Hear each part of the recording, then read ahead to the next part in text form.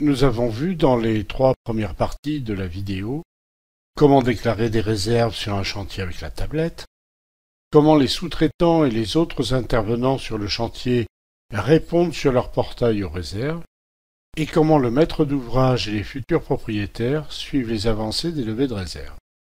Ces vidéos représentent un exemple d'organisation de chantier. Nous allons voir maintenant comment administrer cette organisation.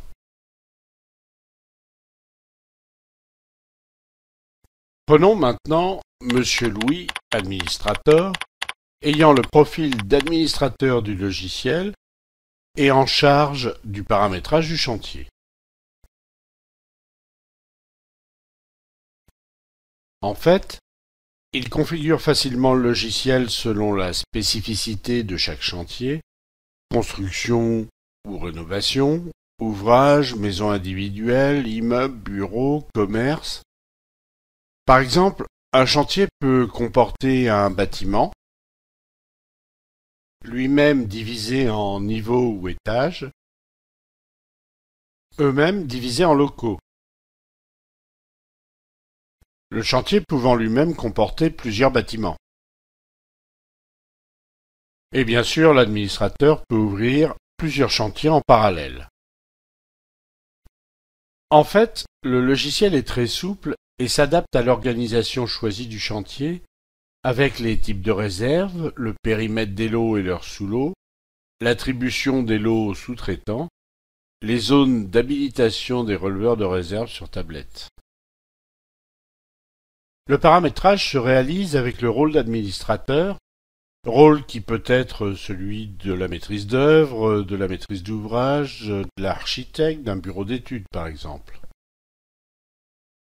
D'abord, l'administrateur peut diviser le chantier en autant de lots et sous-lots qu'il le souhaite, et pour chacun d'entre eux, y attribuer un sous-traitant, voire même attribuer au chantier pour des lots de sécurité ou de contrôle d'autres types d'intervenants.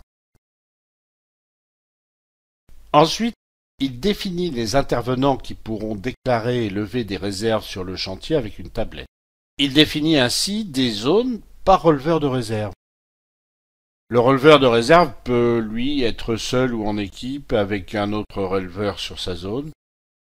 Ils peuvent être, bien sûr, conducteurs de travaux, mais aussi responsables de zone sur les grands chantiers, voire chefs d'équipe, architectes ou bureaux d'études. Mais pourquoi pas aussi bureau de contrôle et responsable sécurité? En fin de compte, l'administrateur a une grande liberté et n'est pas limité dans le zonage de son chantier. Quand tout est parfaitement paramétré avant le lancement du chantier, c'est un jeu d'enfant de déclarer et de suivre les réserves. Ceci peut se faire pendant toute la durée du chantier et non pas uniquement à la réception. Les releveurs de réserve pourront déclarer des réserves en pré-OPR, OPR archi, OPR ou autres étapes. Les réserves seront attribuées de façon certaine sur le bon local, au bon interlocuteur de la bonne entreprise.